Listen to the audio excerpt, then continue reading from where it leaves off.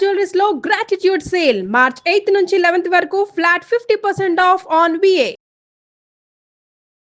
నమస్తే అండి. షష్టగ్రహ కూటమి వల్ల ఇండివిజువల్ రాశుల వారికి ఎలాంటి ఎఫెక్ట్ పడబోతోంది, వాళ్ళు ఎలాంటి పరిహారాలు పాటిస్తే ఈ సంవత్సరం అంతా, ఈ కొత్త సంవత్సరం ముఖ్యంగా సునాయాసంగా వాళ్ళకున్న సమస్యల్ని పరిష్కరించుకోవచ్చు, మనకు తెలియజేయడానికి బ్రహ్మశ్రీ నందిబట్ల శ్రీహరి శర్మ గురువు గారు ఉన్నారు. నమస్తే గురుగారు. వాగర్థావివ సంపృక్తౌ వాగర్థ ప్రతిపత్తయే జగతః పితరౌ వందే పార్వతీ పరమేశ్వరౌ. ఆదిత్యాయ చ సోమాయ మంగళాయ బుధాయ చ గురు శుక్ర శనిభ్యశ్చ రాహవే కేతవే నమః. శృంగేరి జగద్గురు పీఠాధిపతులకి, కంచి పీఠాధిపతులకి నమస్కారములు తెలియజేసుకుంటూ కార్యక్రమాన్ని ప్రారంభిద్దాం. గురుగారు, గత వీడియోలో మనం ఆన్ ది హోల్ అసలు రాష్ట్రానికి, దేశానికి, ప్రపంచానికి షష్టగ్రహ కూటమి వల్ల ఎలాంటి ఎఫెక్ట్ పడబోతుందో చాలా అద్భుతంగా తెలియజేసాం. అయితే ఇప్పుడు ఇండివిజువల్ రాశుల వారికి ఎలాంటి ఎఫెక్ట్ పడబోతోంది, మనం ఎలాంటి రెమెడీస్ పాటించాలో కూడా సూచిస్తే కొంచెం అలర్ట్ మెసేజ్ లా ఉంటుంది కదా గురుగారు. తప్పకుండానమ్మా. మనకు ఆల్రెడీ 29వ తారీఖు రోజు వరకు 5 గ్రహాల కూటమి ఏర్పడుతుంది. 29వ తారీఖు రాత్రి శని భగవానుల వారు కూడా ప్రవేశించేసి షష్టగ్రహ కూటమిని ఏర్పరుస్తున్నారు. ఈ షష్టగ్రహ కూటమి శని జాయిన్ అవ్వడంతో ఏర్పడుతుంది. 29వ తారీఖు రాత్రి 30, 31 వరకు కూడా దీని ప్రభావం ఉంటుంది. షష్టగ్రహ కూటమిలోనే ఉంటుంది. మనకు 30వ తారీఖు రోజునే ఉగాది కూడా ప్రారంభమవుతుంది. విశ్వావసునామ సంవత్సర ఉగాది. కాబట్టి 29వ తారీఖు రోజునే యాక్సిడెంటల్ గా గ్రహణం కూడా, సూర్యగ్రహణం కూడా ఏర్పడుతుంది. రాహుగ్రస్త సూర్యగ్రహణం. అంటే ఈ మీన రాశిలో 5 గ్రహాలు 29వ తారీఖు రోజున శని భగవానుల వారితో కలిపి 6 గ్రహాలు ఏర్పడడం. అయితే మనకు పరాశరుల వారి ప్రకారం కనుక, బృహత్ పరాశర హోరాశాస్త్రం ప్రకారంగా చూసుకుంటే రాహుకేతులని గ్రహాలుగా చూడలేదు. కాబట్టి ఒక రకంగా చెప్పాలంటే ఇది పంచగ్రహ కూటమి. కానీ ప్రస్తుతం రాహుకేతుల గ్రహ ప్రభావం కలియుగంలో ఎక్కువగా ఉంటుంది. పరాశరుల వారు ఎప్పుడో కృతయుగం నాటివాడు, అంతే కదా. కాబట్టి అంతటి వాడు కృతత్రేత ద్వాపరయుగం నాటి సంబంధించినటువంటి, ద్వాపరయుగంలో వస్తుంది ఆయన సంబంధించినటువంటి చర్చ. పరాశరుల వారు అనేటువంటిది వశిష్ఠుని కుమారులు, ఈ విధంగా. అయితే ఈ సంబంధించినటువంటి ఈ షష్టగ్రహ కూటమి ప్రభావం వలన కొన్ని రాశుల వారికి మాత్రం కొన్ని విపత్కర పరిస్థితులు. ఎందుకంటే మనము ఎందుకు రాశులకి మనం సంబంధించిన చెప్పాల్సి వస్తుంది ఇక్కడనంటే, ఏ విషయమైనా కానీ ఇప్పుడు మనకు ఒక ఎగ్జాంపుల్ చెప్తానమ్మా. ఒక స్కూల్ 1000 మంది విద్యార్థులు ఉంటారు. ఆ 1000 మంది విద్యార్థుల్లో ఒకరిద్దరు ఇంటర్నేషనల్ ర్యాంక్స్, నేషనల్ ర్యాంక్స్ గురించి చెప్పుకుంటారు. మరి దేని గురించి చెప్తారు? ఒక మనిషి వల్ల ఆ స్కూల్ మొత్తం గురించి చెప్పుకుంటారు కదా. ఆ స్కూల్లో ఒక్కడే చదవడు కదా, 1000 మంది విద్యార్థులు. కానీ అందరూ ప్రౌడ్గా ఫీల్ అవుతారు కదా, మంచి జరిగిన, లేదా ఏదైనా స్కామ్ జరిగింది ఏదైనా డిపార్ట్మెంట్ లో, ఒక్కడి వల్ల మొత్తం అదంతా ఆ డిపార్ట్మెంటే స్కామ్ గా మనం చూస్తాం కదా. ఇప్పుడు గాడ్సే గాంధీని చంపాడు. గాంధీని చంపిన తర్వాత ఏం జరిగింది? గాడ్సేని ఇంటి పేరు గల వాళ్ళే లేరు ఇప్పుడు.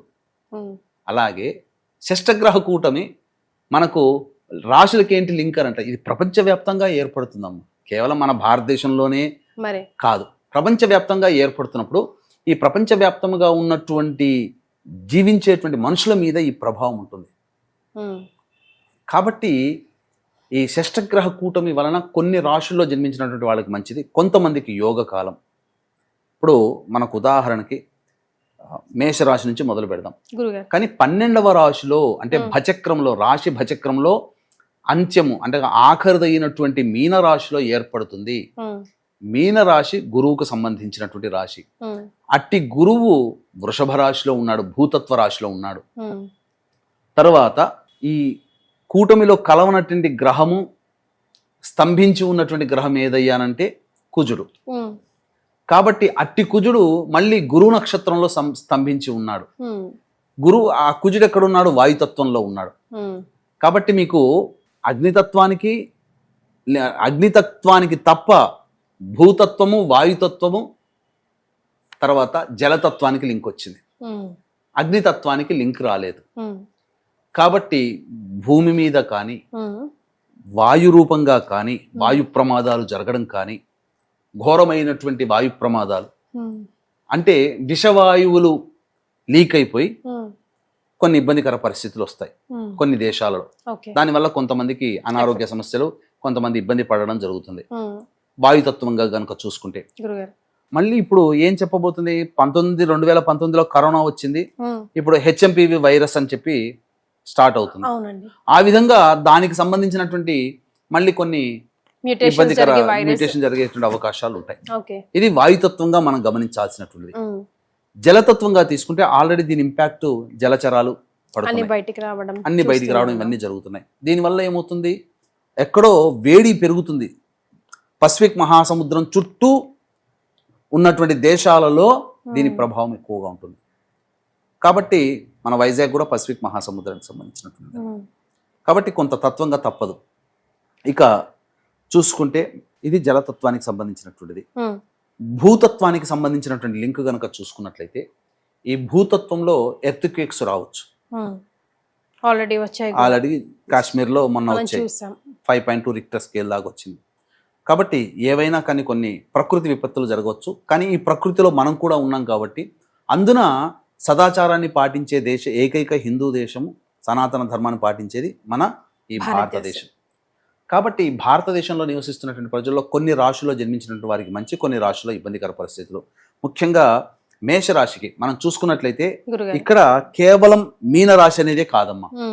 ఈ మీనరాశిలో ఉన్నటువంటి 6 గ్రహాలు ఏవైతే ఉన్నాయో అవి కన్యా రాశి మీద కూడా ప్రభావం చూపుతున్నాయి. కన్యా రాశి మీద కూడా ప్రభావం చూపినప్పుడు ఏమవుతుంది తెలుసా, షష్టగ్రహ కూటమి కన్యా రాశికి వచ్చేసరికి అక్కడ కేతు ఉన్నాడు, 7 గ్రహాల ఇంపాక్ట్ కనబడుతుంది. దీనికి సంబంధించినటువంటి ఏ గ్రహాల ఇంపాక్ట్ అనేటువంటిది ముఖ్యంగా చూద్దాం. మేషరాశికి మనం బేస్ చేసుకుంటే శత్రుత్వ భావనలు పెరుగుతాయి.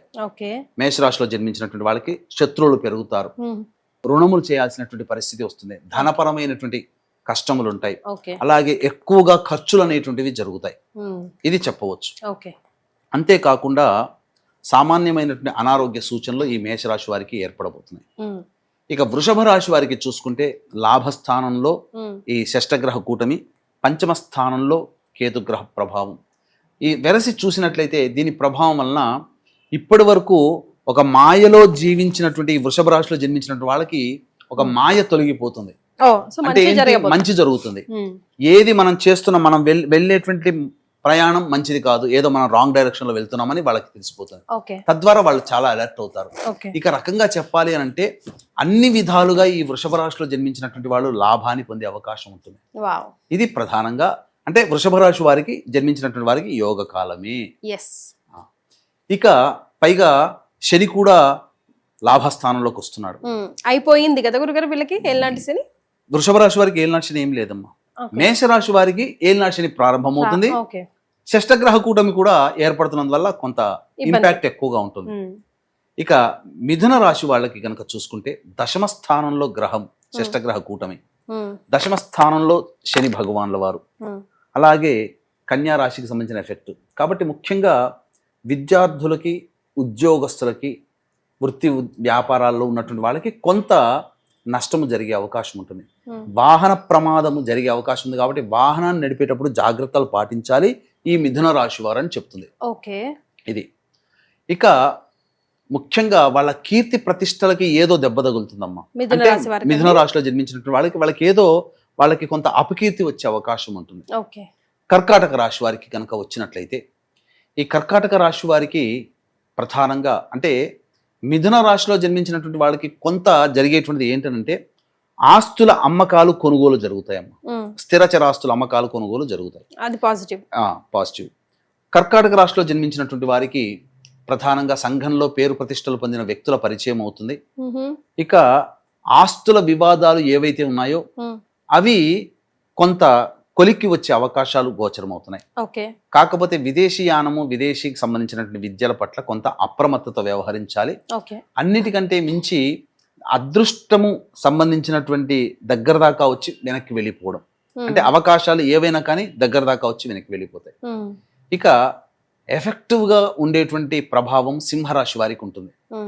ఈ సింహరాశిలో జన్మించినటువంటి వారికి ఏంటంటే అష్టమ శని ప్రభావము, అష్టమ రాశిలో ఈ యొక్క గ్రహణం ఏర్పడుతుండడం, దీని ప్రభావం వలన ముఖ్యంగా ఆరోగ్యం పట్ల శ్రద్ధ వహించాలి ఈ సింహరాశి వాళ్ళు. అంటే ఒక రకంగా చెప్పాలంటే 2006, 2007, 2008 ఈ 3 సంవత్సరాల్లో ఒక్కసారి సింహరాశి వాళ్ళు గుర్తుకు తెచ్చుకోండి. 2006, 7, 8 అంటే ఎగ్జాక్ట్గా 20 సంవత్సరాల కిందట ఎటువంటి ఇబ్బందికర పరిస్థితులు ఎదుర్కొన్నారో మళ్ళీ అదే రకమైనటువంటిది ఇబ్బందికర పరిస్థితులు మళ్ళీ ఎదుర్కోక తప్పదు. కాబట్టి అప్పుడు ఎట్లా అంటే చెరుకు గడ పిప్పి చేస్తే పిప్పి ఎలా మిగులుతుందో అలా స్క్వీజ్ అయిపోయారు సింహరాశి వాళ్ళు. ఇక చెప్పుకోలేరు, అది అంతటి బాధను అనుభవించారు. మళ్ళీ అటువంటి కొన్ని ఇబ్బందికర పరిస్థితులు కొంత ఎదుర్కోక తప్పదు. అష్టమ రాశిలో షష్టగ్రహ కూటమి, ముఖ్యంగా ధన నష్టం జరుగుతుంది. ఈ ధన నష్టం జరగడం వల్ల కాబట్టి ఎవరికైనా అప్పులు ఇచ్చేటప్పుడైనా ఏదైనా విషయాల్లో ఆస్తి కొనుగోలు సంబంధించిన వాటిలో జాగ్రత్తగా డబ్బు పరంగా ఇన్వెస్ట్మెంట్ చేసేటప్పుడు జాగ్రత్తగా ఉండాలి. ఇక కన్యా రాశిలో జన్మించినటువంటి వాళ్ళకి విచిత్రమైనటువంటి పరిస్థితి వస్తుంది. మంచి చెడు సమానంగా ఉంటాయి. ఎందుకంటే మోస్ట్ ఎఫెక్టివ్ అంటే ఒక రకంగా డైలమాలో ఉండేటువంటి రాశిలో జన్మించిన వాళ్ళు ఎవరంటే కన్యా రాశి వాళ్ళు. ఎందుకనంటే 9 గ్రహాల ప్రభావం కన్యా రాశి మీద ఉంటుంది. అది మనం ఒకసారి మరొక వీడియోలో డయాగ్రామ్ వేసి చూపిస్తాను. ఖచ్చితంగా దానికి సంబంధించిన బ్యూటీ తెలిసిపోతుంది. కన్యా రాశి మీద ప్రభావం 9 గ్రహాల ప్రభావం ఏర్పడుతుండడం వల్ల 9 గ్రహాలు మంచి చెడు ఉంటాయి. కాబట్టి శుభ అశుభ మిశ్రమాలు ఉంటాయి. కాబట్టి వీళ్ళకి కలిగినటువంటి మాయా పొర తొలగాలంటే దేవుడి అనుగ్రహం తప్ప ఇంకెవ్వరూ శరణాగతి తప్ప వేరే ఖచ్చితంగా కన్యా రాశి వాళ్ళు దైవతారాధన ఖచ్చితంగా చేసుకోవాల్సిందే. కాబట్టి ఇక మిగిలిన రాశుల విషయానికి వచ్చేసరికి వీక్షిస్తున్నటువంటి ప్రేక్షకులు కూడా గమనిక, ఈ షష్టగ్రహ కూటమి 29, 30, 31 అలాగే సూర్యగ్రహణం కూడా ఏర్పడుతున్నటువంటి కారణం చేత ఈ 12 రాశిలో జన్మించినటువంటి వాళ్ళకి ఈ యొక్క ప్రభావం ఎక్కువగా ఉంటుంది. కావున ఈ యొక్క ప్రభావము వచ్చే 3 నెలల వరకు ఉంటుంది. కాబట్టి దీని నుంచి బయటపడడం, ఏ విధమైన సమస్య ఏదైనా మనిషికి సమస్య కాబట్టి ఆ సమస్య నుంచి బయటపడడం కోసం మన పీఠం ఆధ్వర్యంలో దశమహావిద్యల హోమాలు అనేటువంటివి, కాలభైరవ హోమము, మృత్యుంజయ హోమములు అనేటువంటివి ఉద్యోగం కోసం, వివాహం కోసం, దాంపత్యం కోసం, ధనపరమైనటువంటి సమస్యల నివారణ కోసం జరపబడుతున్నాయి. సాయంత్రం 6 గంటల తర్వాత ప్రారంభమవుతుంది. అవకాశం ఉన్న వాళ్ళు కార్యక్రమ తదనంతరం కాంటాక్ట్ చేసి ఈ కార్యక్రమంలో ఏ విధంగా నమోదు చేసుకోవాలో తెలుసుకోవచ్చు. ఇక తులారాశిలో జన్మించినటువంటి వాళ్ళకి అద్భుత యోగాలమ్మ. కాకపోతే విదేశీ యానం జరుగుతుంది. విదేశీ యానానికి వెళ్ళాలనే కోరిక ఉన్న వాళ్ళకి విదేశీ యానం జరుగుతుంది. కలిసి వస్తుంది. ప్రయాణాలు ఖచ్చితంగా ఆకస్మిక ప్రయాణాలు తులారాశి వాళ్ళు చేస్తారు. రాసి పెట్టుకోండి, ఇంకా అందులో సందేహం లేదు. ఇక అన్ని విధాలుగా శత్రువులపై విజయం అంటే కోర్టులో విజయాలు పొందుతారు. ప్రత్యర్థుల మీద వ్యాపారం చేసే వాళ్ళైతే వాళ్ళ మీద పైచేయి సాధిస్తారు. ఏదైనా కానీ యోగకరంగా ఉంటుంది తులారాశి వాళ్ళకి. ఇక వృశ్చిక రాశి వారికి మానసికమైనటువంటి ఆందోళన తప్ప ఇంకా ఏ రకమైన ఇబ్బంది ఉండదమ్మా. చాలా మటుకు సేఫ్ సైడ్ గా ఉంటారు. కాకపోతే ఆలోచించింది అమలు చేయలేకపోతారు. కానీ గ్రహాల అనుగ్రహం సంపూర్ణంగా వృశ్చిక రాశి వారికి ఉంది చెప్పవచ్చు. ఇక ధనుస్సు రాశిలో జన్మించినటువంటి వారు ముఖ్యంగా తల్లిగారి ఆరోగ్యం పట్ల శ్రద్ధ వహించాలి. ఇంట్లో ప్రశాంతత ఉండదు. ఇక 3 నెలల పాటు ఏప్రిల్, మే, జూన్ వరకు తప్పదు. చికాకు సమస్యలు కుటుంబంలో ఉంటాయి. వాహనాన్ని నడిపేటప్పుడు జాగ్రత్తలు పాటించాలి. ఎందుకంటే ఒక 90 రోజుల వరకు దాని యొక్క ఇంపాక్ట్ ఉంటుంది. 108 రోజుల వరకు దాని ఇంపాక్ట్ ఉంటుందమ్మా. తర్వాత ఉద్యోగంలో మార్పులు చేర్పులు జరుగుతాయి. ఇది జరుగుతుంది. కీర్తి ప్రతిష్టలకి భంగం కలిగేటువంటి విధంగా ఉంటుంది. ఇక మకర రాశి వారికి యోగమైనటువంటి జీవితం. కాకపోతే తండ్రి గారి ఆరోగ్యం పట్ల శ్రద్ధ వహించాలి ముఖ్యంగా చెప్పవచ్చు. ఇక ఆస్తి వివాదాలన్నీ కూడాను సెటిల్మెంట్ అవుతాయి. సంఘంలో పేరు ప్రతిష్టలు పొందిన వ్యక్తులు పరిచయాలు అవుతాయి. మీకున్నటువంటి ఈ మకర రాశిలో జన్మించినటువంటి వాళ్ళకి సమస్యలు ఏవైతుంటే అవన్నీ కూడాను ఎదుటి వాళ్ళ సహాయ సహకారాలతో పూర్తి చేసుకుంటారు. సమస్యల నుంచి బయటపడతారు. కుంభరాశిలో జన్మించినటువంటి వారికి ముఖ్యంగా ఆరోగ్యం పట్ల శ్రద్ధ వహించాలి. అలాగే మనస్సు వికలంగా ఉంటుంది. వాక్కుని ఎంత అదుపులో పెట్టుకుంటే అంత ఆనందంగా వీళ్ళు జీవిస్తారు. కుంభరాశిలో చేయాల్సినటువంటి వాళ్ళు వాక్కును అదుపులో పెట్టుకోవాలి. అంతేకాకుండా కంటికి సంబంధించినటువంటి సమస్యలు పెరిగే అవకాశాలు ఎక్కువ ఉంటాయి. ధన నష్టం కూడా విపరీతంగా జరుగుతుంది. ఇక మీన రాశిలో జన్మించినటువంటి వారికి అయితే వాళ్ళంతా కన్ఫ్యూజన్ స్టేటస్లో ఉంటారు. దాంపత్య సమస్యలు వచ్చే అవకాశాలు ఎక్కువగా ఉంటాయి. ఆల్రెడీ దాంపత్యంలో ఉన్న వాళ్ళు కానీ లేకపోతే భాగస్వామ్య వ్యాపారాలు చేస్తున్న వాళ్ళు కానీ లేదా ఎవరితో కలిసి పని చేస్తుంటారో వాళ్ళతో కాస్త విభేదాలు వచ్చే అవకాశం ఉంది. కాబట్టి జాగ్రత్త పడితే మంచిదమ్మా. రైట్. కాబట్టి హోల్ అండ్ సోల్గా చెప్పాల్సినటువంటిది ఏంటంటే ఈ గ్రహణ ప్రభావం కొన్ని మీనరాశిలో కూడా ఏర్పడుతుంది. మీనరాశిలోనే షష్టగ్రహ కూటమి కాబట్టి వృషభము మరియు తుల మకరం రాశి వాళ్ళ అందరూ కూడా ఓవరాల్గా సేఫ్ సైడ్లో ఉంటారు. మిగతా రాష్ట్ర వారికి అనగా మేషరాశి, మిథున రాశి, కర్కాటకము, సింహము, కన్య, వృశ్చికము, ధనుస్సు, కుంభము, మీనము ఈ 9 రాశుల్లో జన్మించినటువంటి వాళ్ళు మాత్రం సమస్యాత్మకమైన జీవితాన్ని ఒక 3 నెలల వరకు గడుపుతారు. ఇవి అంటే ఈ సమస్యలు బాధించకుండా ఉండాలంటే దేవతా అనుగ్రహం పార్వతీ పరమేశ్వరుని యొక్క పాదాలు పట్టుకోవడం తప్ప ఇంకా వేరే దేవత నీవే శరణం మమ అనుకుంటూ ఉంటే తప్ప దైవాన్ని నమ్మి దేవతారాధన చేసే వ్యక్తికి ఏ రకమైనటువంటి ఇబ్బందులు కలగవు. రైట్. గురుగారు, మరి మీ పీఠం ఆధ్వర్యంలో ఎలాగో ఇప్పుడు రెమెడీస్ మనం అందరం చేసుకోవాల్సిందే, మరి మీ ఆధ్వర్యంలో చేసే ఈ పూజలు కానీ ఎలా హెల్ప్ అవుతాయి అంటారు గురుగారు? ఎలాంటి ప్రభావం చూపిస్తాయి అంటారు? ఇప్పుడు షష్టగ్రహ కూటమి, సూర్యగ్రహణం రెండు ఒకే రాశిలో ఏర్పడుతున్నాయి కదా. ఇంకా ప్రత్యేకించి ఇంకా వేరే ఇంకా ఈ రాశులు ఆ రాశులు క్లబ్ అనేటువంటిది ఉండదు. వృషభ రాశి, తులారాశి, మకర రాశి చక్కగానే ఉంటుంది. కానీ ఈ మిగిలినటువంటి మేష, మిథున, కర్కాటక, సింహ, కన్య, వృశ్చిక, ధనుస్సు, కుంభ, మీన రాశిలో జన్మించినటువంటి వారు మాత్రం కొన్ని ఇబ్బందికర పరిస్థితులు అనేటువంటివి భవిష్యత్తులో తలెత్తుతాయి. కాబట్టి వాళ్ళకి చేతనైనంతగా దేవతారాధన చేసుకోవాలి. లేదు మనకంత సమయం లేదు, మనం చేసుకునే విధానంలో సరిగ్గా చేసుకుంటామో లేదో ఒక దేవతానుగ్రహం, ఎందుకనంటే బలమైన దేవతని అనుగ్రహాన్ని పట్టుకోవాలి. కాబట్టి దశమహావిద్యలకు సంబంధించినటువంటి హోమాది కార్యక్రమాలన్నింటినీ విశేషంగా ప్రత్యంగిర హోమం జరుగుతుంది, తర్వాత బగళాముఖి హోమం జరుగుతుంది, వారాహి హోమం జరుగుతుంది, ధూమవతి హోమం జరుగుతుంది, అలాగే రాజశ్యామల హోమం జరుగుతుంది. ఈ 5 రకాలైనటువంటి హోమాలు చక్కగా జరుగుతాయి, పీఠమాధ్వర్యంలో జరుగుతాయి. అలాగే వివాహం కావాల్సిన అబ్బాయిలకి, అమ్మాయిలకి, ఉద్యోగ సమస్యల నివారణకి సంబంధించినటువంటి హోమాలు. అన్నిటికంటే ఇది కాలానికి అనుగుణంగా ప్రకృతిలో ఏర్పడేటువంటి సంబంధించింది కాబట్టి కాలాన్ని శాసించేటువంటి వాడు కాలభైరవుడు కాబట్టి విశేషంగా కాలభైరవ హోమం అనేటువంటిది జరిపించడం జరుగుతుంది.